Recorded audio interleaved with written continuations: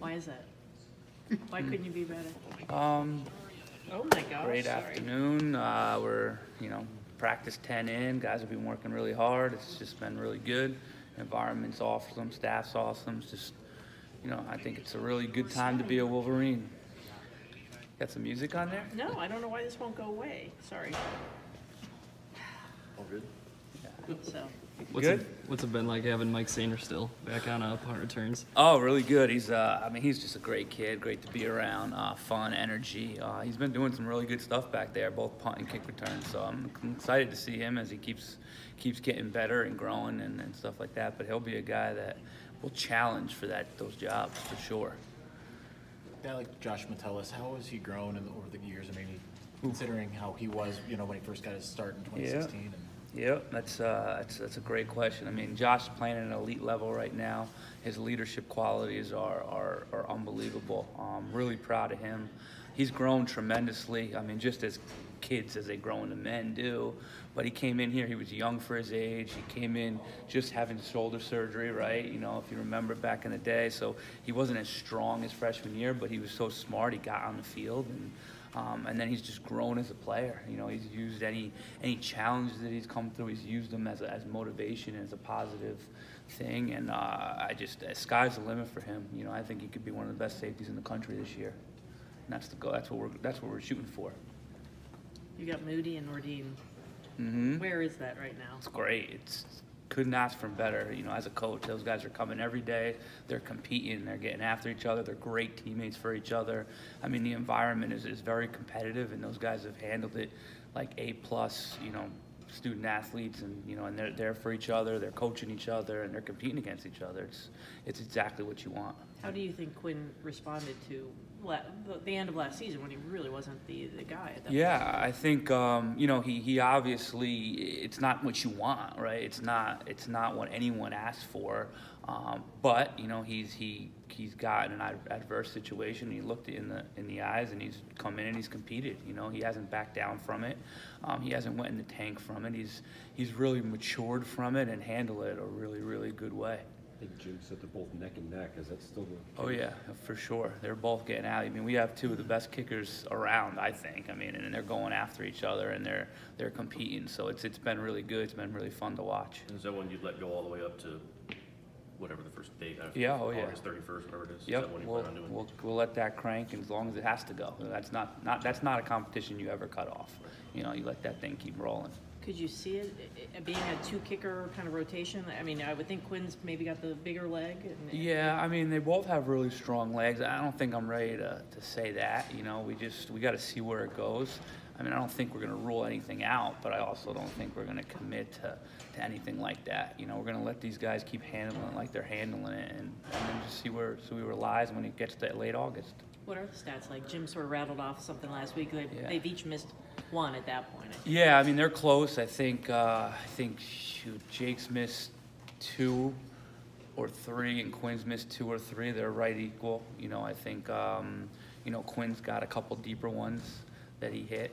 So I think they're really neck and neck. I mean, it's tight. There's no separation at all. Has Quinn changed anything, I guess, either mentally or just technically, I guess maybe in his motion as a result of last season? Not necessarily changed anything. I just think maturity-wise, he's just, putting everything on himself and attacking the football better, and not really thinking about his leg swing as much and just relying on, what he's coached and what he does. He kind of tends to overthink sometimes. I think his maturity has helped him not do that. Were you surprised by how Jake did last year at the end of last year when he came in? No, not really, because you can kind of just tell he was a calm, cool, collected young man. So nothing really surprised us. No, I mean, for a guy to come in and be able to kick off like he kicked off, you just know he's got the ability to do everything else. I mean, shoot, he came in as a freshman and was hitting 4-0 hang times to the goal line. And that's exactly what we're looking for. So I just think we just felt like we had something special there, right off the get-go, and he proved us right. Will the competition between the two, have you seen that be beneficial to both of them in the competition? Is it beneficial? Yeah. Oh, heck yeah, it's beneficial. I mean, if you don't have a competition, you're competing against yourself. Well, now you got to compete against yourself and somebody else. So it's in all athletics, any competition is beneficial. It's what we do. So, yeah, they're both going to get worlds better just from showing up every day and knowing that you're in this competition and you got someone that, you know, is equal to, you know, to you, and you want the job for sure. And the special thing is how they've handled it. You know, they're friends. You know, they encourage each other. They live together. You know, they've handled it the right way, and that's what you want as a team. And Quinn hasn't really had as much of a competition in the past 2 years, so is there anything that's been different for him about that? Yeah, of course. aspect He's of got it? to grow and understand that that's what this world is, you know, and it's like, you know, we had conversations about, you know, you want to kick, you have the ability to kick further in your career and go to the NFL. Well, they're constantly going to bring, you know, in people to compete and to beat you out. This is how you have to handle it. It's just how our sport is set up and how the world is, you know, and people are going to have to compete for the best jobs, and that's what he has to do, and he's done it really well. Like Jim said, Ronnie Bell's the main guy at return man to both games. What's impressive about him? How do you size him up as a return? Yeah, so Ronnie is explosive. He's athletic. He has great ball skills. You know, he's very comfortable back there. So he's been doing a heck of a job. You know, obviously we have a guy who started for 2 years as our punt returner out right now. You know, so Ronnie stepped into that, and, you know, I think he could be a dynamic weapon back there, and I think Mikey can be a dynamic weapon back there. And then, you know, hopefully Donovan comes back healthy and ready to go, and, you know, you might have to put 2 of them back there. You know, you might have to do some different things. So, but those guys have been really, really good. I mean, Mike Barrett's been really good back there. He's just smooth catching the ball, you know, and he's another athlete that has good feet and can do some stuff. So, whereas 2 years ago, we were struggling to find one. We had to start a true freshman. Now it's going to be hard keeping, you know, four guys off the field in that role. Do you take kickoff off of Ambry's plate now that he's playing more corner? We're not going to take it off his plate. You know, we just, you know, we got to improve some things with him in terms of the ability to catch it, you know, moving forward. I mean, but he knows that. We're not going to take it. He's just such an explosive athlete. You got to get the ball in his hands whenever we can. So, you know, we'll try to keep getting him going, but he's right now, him and Ronnie are neck and neck for that kick returner spot as well. You know, Mikey's working back there, Mike Barrett's back there. So we have some guys there too, whereas 2 years ago, you know, we had to start a true freshman. Now it's like, okay, now there's some choices, there's some weapons, there's some different things you can do with those guys. You had 2 guys on your staff leave for Ohio State. What's the vibe now with the 2 younger guys? And it's got an East Coast feel now. It feels like. So I've known Anthony since high school. We went to high school together. Well, here's the thing. I mean, Anthony has a very, very good knowledge of our scheme from top to bottom, right? And the position that he's coaching and where he's coaching, that helps a lot. So he's stepped in and hit the ground running and has really brought a lot, you know, to what we're trying to do. And then Sean he's passionate. He understands the players. He understands how to motivate a room. He's got those guys like bonded right now, and I think that's huge. So I just feel like the atmosphere is unbelievable in this place right now. The staff is unbelievable. I mean, let's be honest. You know, we lost that game, and, you know, I think everyone that's here looked up at that scoreboard, and when it hit 0, you know, we had a decision to make. Our mouths were bloody, and we wanted to say, you know, the people that are here stood up and said, you know, we're not going to stay down. You know, we're not going to get a knockout blow and stay down. We're going to attack this thing, and I think that's what we've done. And as a team, we've grown stronger from that. And you know, we didn't run out of here. We stood, we looked it in the eye, and I think we're hungry. I think there's an energy here that hasn't been here since I've been here in terms of these guys walk in the building, they're excited, they're ready to go. They know what's at stake, they know what needs to be done. And those guys that have come in have just added to that. And I mean, you talk Gaddis too. I mean, he's passionate, he's energetic, you know, he's taking control of this offense, and, you know, you just see that going. So, you know, for me, who's been here the whole time, it's exciting. You know, everything going on is exciting. You know, you got, you know, guys that you know, want to right the wrong, and you got guys that are just adding to that. So it's really good. Jamaric featured during the bowl game. Yep. Have you seen him take that next step this spring now that Yep. he's, you know, finally healthy? And Yes. Look, you know, so the thing about, you know, people on the outside, they don't understand. Everyone feels like that. Guys just walk in here and they had the same past, right? You know, but these kids come from different programs, different situations. You know, our different in regards to how they have to develop. Woods came in here, he's 6'3", he was young, he was 17 years old, he was like a baby deer running around, and he is now developed into a man. He's controlling his body. I mean, we saw it in December, before the bowl game, and he's come into this spring ball and he's been lights out to where he had to develop a little bit. And we're excited about him. He's like I said, he's becoming a man. He's taking a stronghold. He understands the defense. He's seeing formations. He's taking coaching, and it's really been awesome. The other guy too is Brad Hawkins. Brad played last year because of injuries or whatnot, but Brad was a receiver his entire life. So he's literally going into his 3rd year of ever playing defense. So the sky is the limit, and he is shooting for it right now.